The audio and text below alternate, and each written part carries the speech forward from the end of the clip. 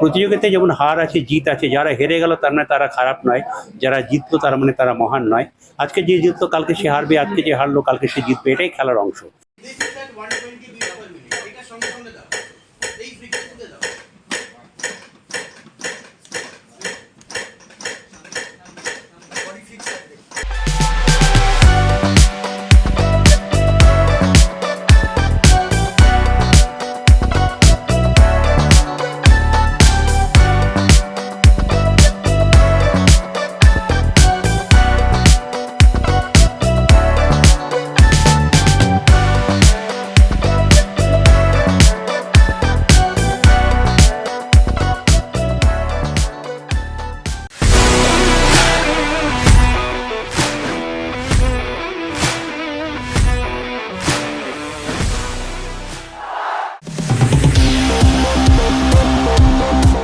মণিপাল হসপিটালের সহযোগিতায় ভারতীয় ফুটবল অ্যাসোসিয়েশন অর্থাৎ আইএফএ সিপিআর চিকিৎসার সহায়তার জন্য একটি ওয়ার্কশপ আয়োজন করেছে। এই ওয়ার্কশপটি বিশেষত ম্যাচ কর্মকর্তা এবং রেফারিদের জন্যই আয়োজন করেছে, কারণ তারা যাতে মাঠের মধ্যে জরুরি চিকিৎসার জন্য তারা আরও বেশি দক্ষ হয়ে ওঠে।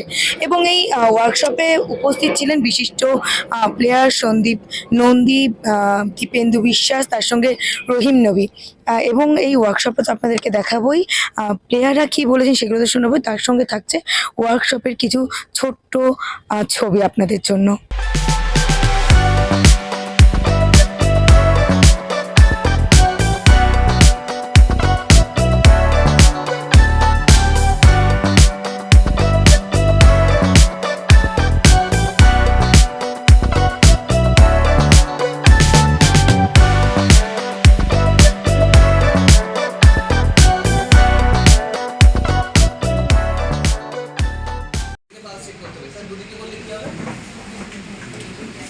দুদিকে করলে কি হবে? দুদিকে করলে যদি রক্তচরণ থেকেও থাকে আমি আরো ব্লক করব।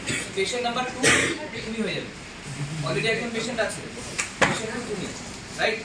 তো যে কোনো একদিকে চেক করব, কোথায় চেক করব? পেয়েছো পালস কারা পাওনি, হাত তোলো। পালস কারা পায়নি? এখানে কিংবা আমি পালস তুমি একা সব কিছু করতে পারছো, তুমি ক্লান্ত হয়ে পড়ছো, তাই না? তুমি যদি আরেকজনকে হেল্পে নাও তাহলে জিনিসটা আরো কোঅর্ডিনেট করে করা যেতে পারে। তুমিও যাতে টায়ার্ড না হও, যাতে এফেক্টিভলি আমরা জিনিসটা করতে পারি। হেল্প লাগবে অলওয়েজ ওয়েলকাম।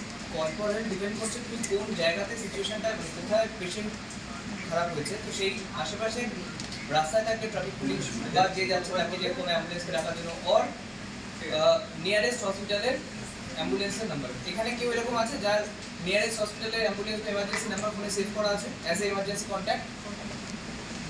কেউ আছে? প্ল্যাটফর্ম একজনেরই আছে মাত্র।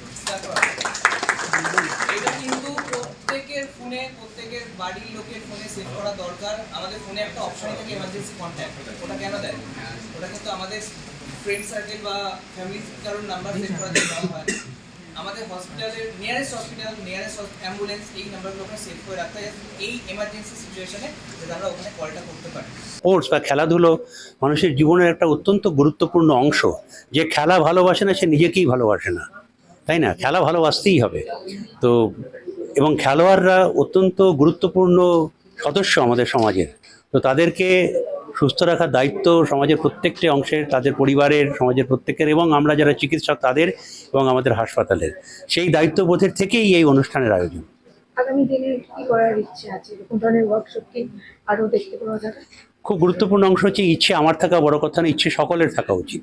যেমন ডাক্তারদের থাকবে, হাসপাতালের থাকবে, যারা বিভিন্ন সংস্থার সঙ্গে জড়িয়ে আছে সেই সংস্থার লোকজনের থাকবে।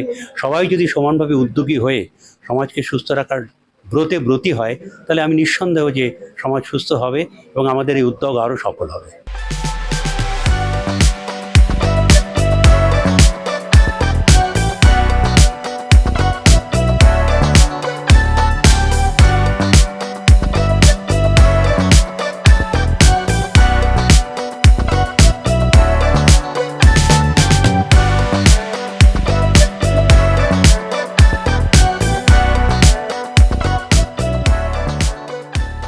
ইচ্ছে বা খেলার যে উৎসাহ সেখানটা একদম কম করা যাবে না। খেলার উৎসাহ থেকে যেতে হবে এবং যখন তারা খেলোয়াড় তারা তখন উৎসাহ রাখবে, যখন খেলোয়াড় থেকে তারা অবসর নেবে তখন মনের মধ্যে যেন তারা সকলেই খেলোয়াড় থাকে। আমি এখনও কিন্তু মনে মনে খেলোয়াড়। আমি সবসময় খেলোয়াড়দের খুব পছন্দ করি, কেন ভালো যারা খেলা ভালোবাসে তারা যখন নিজেকে ভালোবাসে তাতে তাদের মন খুব ভালো থাকে, সেটা বড় কথা। আর দ্বিতীয় কথা হচ্ছে যখন তাদের ব্যক্তিগত জীবনে তারা খুব সংযমী হওয়া দরকার। সংযমী মানে খাওয়া দাওয়ার ব্যাপারে, নিজেদেরকে সুস্থ রাখার ব্যাপারে, পরিবারে যদি কারো কোনো অসুখ বিসুখ থাকে, বিশেষ করে যদি হার্টের অসুখ থাকে, ডায়াবেটিস থাকে, ব্লাড প্রেশার বা উচ্চ রক্তচাপ থাকে, সেগুলো থাকলে সেই সম্বন্ধে তাদের পরিবারের লোকের দায়িত্ব নিতে হবে এবং নিজেদেরকে সুস্থ রাখতে হবে এবং এমন করে রাখতে হবে যাতে তারা কোনো অবস্থাতেই তারা নিজের অসুস্থ না হয়। অনেক সময় খেলোয়াড়রা নিজেদেরকে বেশি ফিট রাখার জন্য হয়তো বেশি জিম বা বেশি এক্সারসাইজ করে, সেটাও ভালো না। অনেক সময় নানা রকম ভুলভাল ওষুধপত্র নেয়, ইঞ্জেকশন নেয়, সেগুলো কিন্তু সর্বতোভাবে মানে বর্জন করতে হবে, কারণ সেগুলো খুব ভুল। এবং জাস্ট ফিজিক্যাল এক্সারসাইজ করা এবং যারা কোচ হবে সেই কোচের দায়িত্ব মেনে সেটাকে কাজ করে যেতে হবে এবং একটা নির্দিষ্ট সংযমীভাবে যদি কাজ করা যায় তাহলে সেই খেলোয়াড়রা ভালো হতে পারবে। খেলা তো একটা প্রতিযোগিতা, কিন্তু প্রতিযোগিতায় যেমন হার আছে, জিত আছে। যারা হেরে গেল তার মানে তারা খারাপ নয়, যারা জিতলো তার মানে তারা মহান নয়। আজকে যে জিতলো কালকে সে হারবে, আজকে যে হারলো কালকে সে জিতবে, এটাই খেলার অংশ এবং সেই জন্যই খেলাটাকে আরও বেশি ভালো লাগে। শুনে নিলাম সকলের কথা এবং আপনারা দেখলেন যে কেমনভাবে তারা প্র্যাকটিক্যাল এবং থিওরি কিন্তু ক্লাস করিয়ে গেলেন।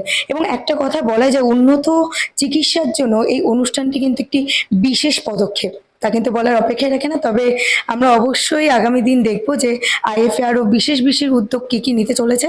তবে আজ এই পর্যন্ত, আবারও দেখা হচ্ছে নতুন প্রোগ্রামে বা নতুন কোনো বিষয়ে আপনাদের সঙ্গে।